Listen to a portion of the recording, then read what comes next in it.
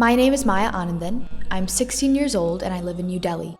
My mother and I come to Bangla Sahib Gurdwara once a week to do SEVA. We make rotis in the kitchen for the weekend langar, which feeds close to 75,000 people on Saturdays and Sundays. The Bangla Sahib langar fed an urban population through the worst of a global pandemic. Could the idea of SEVA at a community kitchen be a model to fight world hunger and address some of the challenges of agricultural sustainability for any urban population?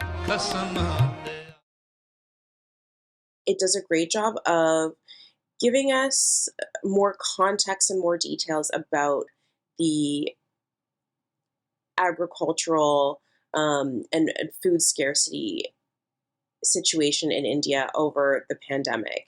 And I know that India had a very rough time during the pandemic, but we don't often talk about food scarcity. And it's such an important topic. And getting to hear about the farmer protests and what really just warmed my heart was the intentional community building, that they put food and hunger at the top of their priority, and they made sure that people got fed and that their communities had support. And it didn't matter your religion, your race, or anything like that. It's a basic human need and a basic human right. And if corporations or government aren't going to do it, they're going to do it themselves, which I think was so beautiful. I really liked the perspective that this took. I liked that there was a personal touch to it. I thought the interviews were fantastic. The filming was great. Just a really wonderful piece, and I learned a lot. The fight for farmers' rights has stricken a chord globally speaking. This focuses on the journey for those in Delhi. Here we witness the thousands of people who come through this form of action to help feed the community, a welcoming space for all, and how these challenges and needs occur as the pandemic arises. You see those who are a part of bringing together this peaceful space, the healers. You're seeing the pounds of bags of lentils in the background of the interviews taking space, and kind of watching them travel through the kitchen down to where they eat as a community in this space, showing the importance of the migrant workers who were left to walk home in the pandemic as the world shut down. They break this down by the numbers and show you how much food they used on a daily basis, what was costing them every day, the breakdown of all that, and how these issues,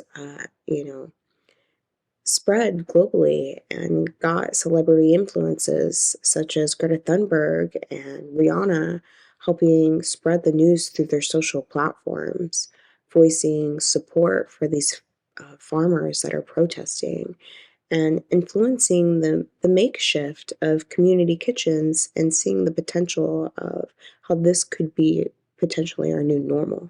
SEVA overall is all about selfless service, service through volunteering time, service through volunteering resources, in an effort to feed people who are disadvantaged and in need of food. And I enjoy seeing how this process has aided several. And also, I enjoyed seeing how the volunteers and those who are being fed or affected by this process, the model, some could compare it to a food bank or a shelter, but it's more of an open community kitchen where the resources are coming together, the people are coming together to cook together. It's more of an immersive experience that began during the time of COVID as a means to feed communities that were without a food, and also was centered around when there was a farming strike in this area where a lot of people were without. And it does make you think, could this be extended to every city to address sustainability and food security and hunger? It's such a simple model that really just is based solely in volunteerism and community. The most striking part of this film was the older lady who said, "I come here every day because I'm retired now and I have to come by bus." And she's like, I pray for the strength to be able to come here because, it's so important to her, that was very moving, very touching, and I'm glad and I know I can tell from watching this that all these folks that are doing this have that same passion, and it's quite wonderful. This is a very nicely made piece. It was wonderfully put together. The interviews were wonderfully conducted. Everybody on camera did a great job communicating.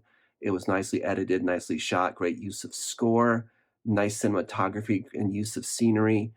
Very effective and moving piece. It started with her talking about like how she volunteers and comes to help with this kind of program, and then it explained from there, which I thought was a really great way of introducing the concept, because then you kind of have this human connection right from the beginning instead of just kind of introducing it as a community project or something like that. You have this immediate kind of connection to it, with, you know, her kind of reasoning for going and volunteering and, what it is, and you learn more from there, which I loved. I thought that that was just, like, a really effective not only way to introduce a concept and tell the story, but to really kind of rope and hook the audience, right from the beginning. I was taught about the Six in high school, but I don't remember any of this being told about their community efforts. Just and that how they're good, great humanitarians in times of crisis. These are things that aren't really taught. They're not known. It's amazing that there is a place that they can feed people, and like she said, 75,000 people during the pandemic. That makes it a story that should have been on the news because we need good news out there. We need uplifting stories, and this is one of them where it shows that people give their all to work hard. This documentary was very, very informative. The score went with the theme. It made you feel like you were really in the place of these people and understanding why they're doing what they're doing and where they're going. We can see how this community is trying to help everyone and trying to end the food crisis that is currently happening, especially in after COVID and all the various lockdowns that we've been through in the past few years. I like also the many insights that we see in the film, how many kilograms, how many tons of lentils are consumed per day, or how many tons of flowers, that are used, how they're selling medicine for half the price or even less and that from pharmacy because there are people in need every day. And now also this really enjoy the fact that this place is open 24/7 and it does not it does not make any discrimination and accept everyone. This is a very empowering symbol and a very also empowering short that helps to understand that people, if they come together, if they stop fighting over everything, they end up living a happy life and generally a better life.